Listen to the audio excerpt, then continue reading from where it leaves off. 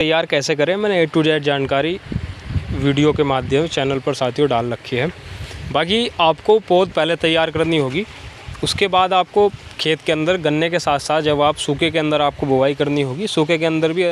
नमस्कार मेरे सभी किसान साथियों को, मैं आपका भाई युवा किसान स्वागत करता हूं एक नई वीडियो नई जानकारी के साथ। साथियों आज मैं बताने वाला हूं गन्ना प्लस टमाटर की खेती हम कैसे करें और कैसे अधिक उत्पादन व अधिक गन्ने की फसल से लाभ लें और गन्ना भी हमारा आगे चल के बहुत ही अच्छा निकले और गन्ने की फसल बहुत ही अच्छी हमारी खेत के साथ ही साथ टमाटर के चले।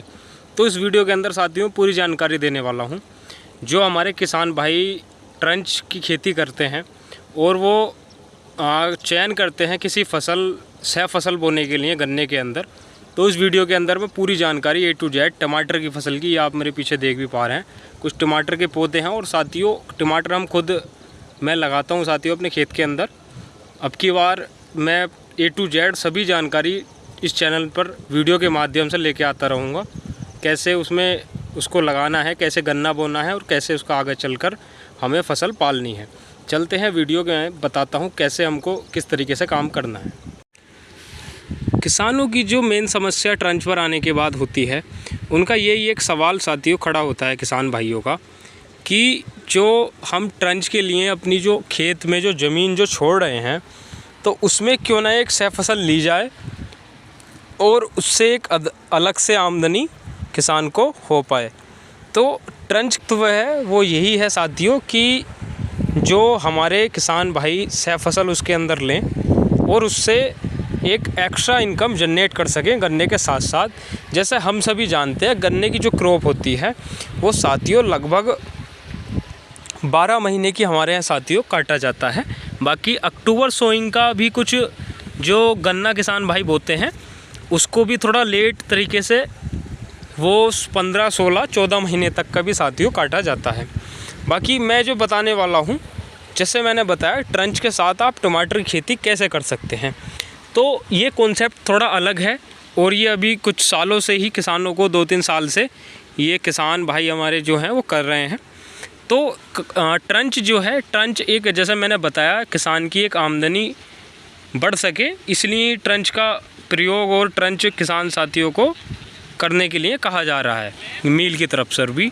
तो होता क्या है कि साथियों ट्रंच में हमें कम जानकारी के साथ कम दूरी हम उस पर रख के सह फसल करते हैं और फिर हमें उसमें आगे चल के झंझट और परेशानी देखने को मिलती है।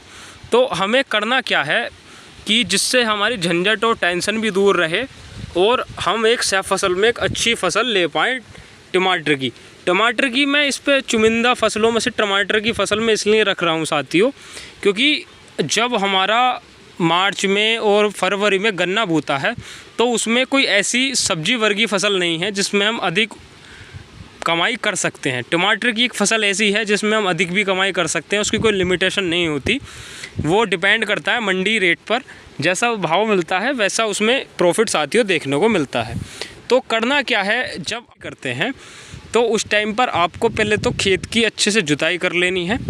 उसके बाद क्या करना है आपको, अब ट्रंच की मैं बात करूं तो साथियों हमारे क्षेत्र के अंदर हर क्षेत्र की मैं बात करूं और हमारे क्षेत्र के अंदर तरह तरह से किसान ट्रंच कर रहे हैं। उसमें क्या है, जो 28 इंची पर किसान साथी खूंड बोते हैं तो उस पर भी वो एक खूंड छोड़ के और 2 खूंड में पच्छी डाल के वो ट्रंच कर रहे हैं। उसमें दूरी साथी हो जाती है लगभग उसमें दूरी हो जाती है 56 इंची। पर एक चीज़ उसमें हो जाती है साथियों कि जो हमारे पौधे से पौधे की दूरी हो जाती है वो 28 इंच हो जाती है। इसमें हमारे खेत का स्पेस थोड़ा ज़्यादा आ जाता है।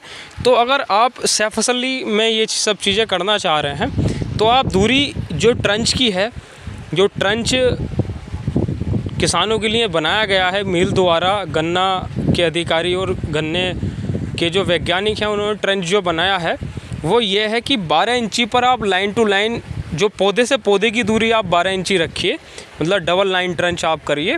और बीच में आपको अगर सह फसली करनी है तो लगभग वो कहते हैं 48 इंची छोड़िए। पर साथियों मैं अनुभव से बता रहा हूँ क्योंकि हम कई सालों से 3-4 साल से ट्रंच में गन्ने में टमाटर की खेती कर रहे हैं। तो अब करना क्या है कि आपको 12 इंची पर खूंड उतारने के बाद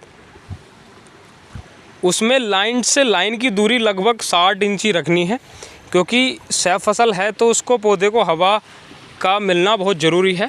और बात करनी चाहूँ मैं हमको किस दिशा में गन्ना और टमाटर लगाना है, तो दिशा की मैं बात करना चाहूँगा, आप पूरब से पश्चिम की तरफ लगाइए, क्योंकि बरसात के टाइम जब लू चलती है मई और जून में, तो उस टाइम पर हवा पास हो जाती है पौधों के अंदर और गन्ने को भी पूरी तरह से हवा और धूप मिल पाती है। फिर करना क्या है, जिससे आपने सूखे के अंदर इसकी बुवाई की, तो उसी के साथ साथ आप पटरे जो टमाटर का जो बेड बनता है उसको कटवा के टमाटर की जो पौध हम घर पे, उसकी भी वीडियो मैंने अपने चैनल पर साथियों डाल रखी है, आप विज़िट कर एक बार ज़रूर देखें। बाकी A to Z जानकारी मैं फिर वीडियो के अंदर बताना चाह रहा हूँ कि गन्ना प्लस टमाटर व अन्य सह फसलों की गन्ने के साथ हम कैसे खेती में आमदनी अपनी बढ़ाएं। मैं हर चैनल पर कोशिश करता हूँ किसान भाइयों के लिए एक नई से नई वीडियो के माध्यम से मैं लेके आता रहता हूँ।